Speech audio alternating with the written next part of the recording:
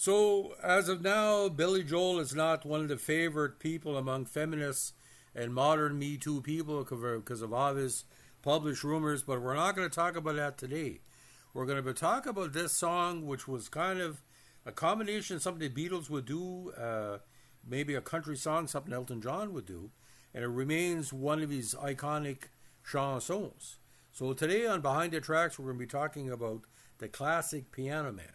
Now, it was a song written and performed by Billy Joel, first released as a single US on November 2nd, 1973. It was included on Joel's self-titled debut, Piano Man.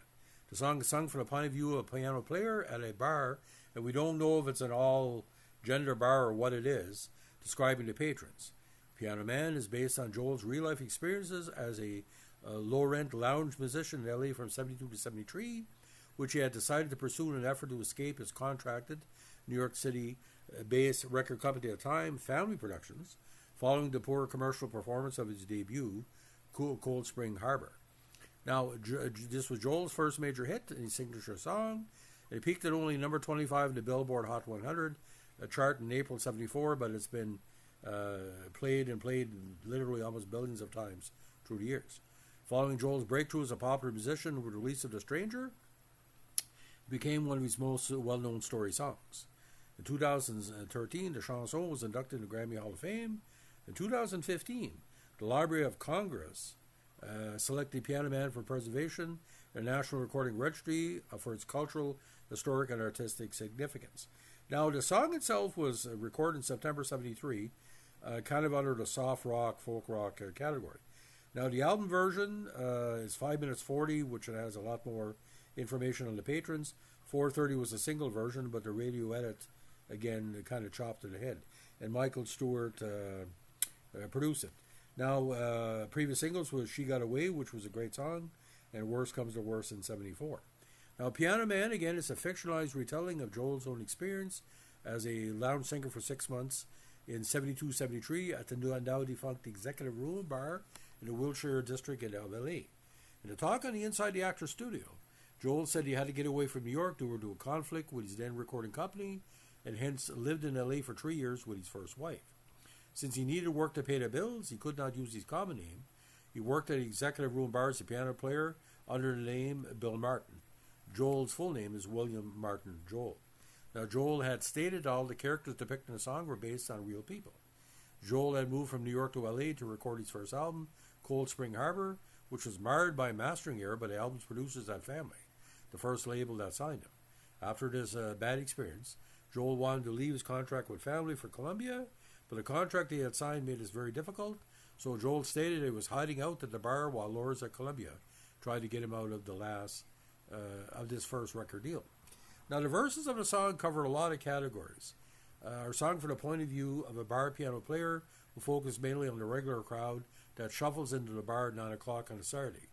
An old man, John the bartender, the waitress, businessmen, and bar regulars like real estate novelist Paul, who may be gay, we're not sure, and the naval serviceman Davy, who might be his paramour for the evening. There's kind of a hint of that in the song. Most of these characters have broken or unfulfilled dreams, and the piano's job is to help them forget about life for a while, as the lyrics state. The pianist makes money when the patrons sit out of the bar and put bread in my jar and say, "Man, what are you doing here?" The chorus in the barroom sing-along style comes from the bar patrons themselves, who sing, "Sing us a song, you're the piano man. Sing us a song tonight. Well, we're all in the mood for a melody, and you got us feeling all right." Now, the TV show Cheers had kind of that aspect as well, because all the patrons were down on their luck. Now, as for the lyrics, Joel has observed that their 5-line grouping were more in the form of lyric than a typical poem. Now, Cashbox said the soft, tender narrative tune was reminiscent of that material being spun by Harry Chapin. Is going to attract a ton of folks looking to sink their teeth in an equal blend of music and lyric. The record world described it as a lengthy story song that's reminiscent of Harry Chapin's Taxi in style and sound. The song was released as a single, and it was the second track in the Piano Man album. It was later released on his several greatest hits collections. Now, it's in C major, though Joel currently performs in the key of B major because of his age and deepened voice. The verse and choruses feature a descending walking bass line in C that ends with a DG turnaround. Instrumentally, The song features piano, harmonica, bass guitar, acoustic guitar, accordion, mandolin, and drums. Now, the 7-inch U.S. single, Piano Man, You're My Home. Personnel, Joel on piano, harmonica, and vocals. Wilton Felder and Ermi Gordy on bass. Larry Carlton, Richard Bennett, Dean Parks on guitar. Michael Martin on accordion, and Roy Tuck on drums. Now, the single broke in the Billboard Top 100 April 74, number 30, going on to peak at number 25, making it Joel's first top 40 hit. Of course, in Canada, like most of the American singers at the time, he was bigger. The song peaked at number 10 and established Joel as a major star there as well. Now, initially, Piano Man was a moderate hit in the U.S. However, following the 1977 release of Joel's album The Stranger, the song became one of his best-known and best-loved songs. People were playing the song thinking it was on The Stranger, but it wasn't. Now, during the first face-to-face tour featuring John and Joel, Ads promoted the event as Rockin' Man meets Piano Man. Now, Piano Man is ranked 421 in the 2004 lists of Rolling Stone's 500 greatest songs of all time. Ultimate Classic Rock placed at number 63 in his top classic rock singles. Well, pop rock, not hard rock. Now, it was selected as one of 25 sound recordings in 2015 to be preserved by the Library of Congress National Recording Registry for being culturally, historical, and aesthetically significant. In addition to selling to more than 5 million copies in America alone, Piano Man is Joel's most streamed song on Spotify with 933 million plays and YouTube at 251. But on the radio it must have been played 3 or 4 billion times.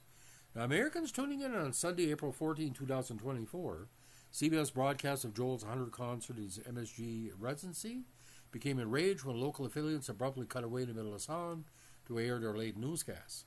CBS blamed the issue in a timing error.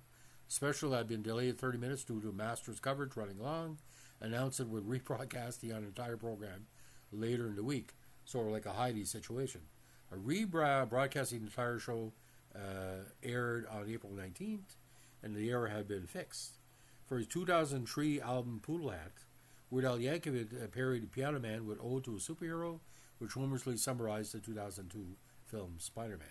Now on the charts, number 20 in Australia, number 10 in Canada, number 14 in Canadian Adult Contemporary, Euro Digital Songs number 7, Ireland 83, New Zealand 14, Netherlands 56, Billboard Hot 100 25, AC in US number 4, and Cashbox Top 116. Not a hit in the UK. Now on the charts, number 91 song in Canada, UN 74, in US 178, in Australia was top 93 for 76. Now, platinum in Denmark, 90,000 copies. Gold in Germany, 250. Mexico, gold, 30,000. New Zealand, 5 times platinum at 150,000. Spain, platinum, 60,000. United Kingdom, when it finally got a big hit, 2 times platinum, 1.2 million copies sold. United States, 5 times platinum, or 5 million. Now, again, it's considered a top 200 greatest soft rock songs. So he had more pop and rock hits later on, but this established him in that singer-songwriter, Don McLean, Harry Chapin, Jim Croce, which was very big in the mid-'70s.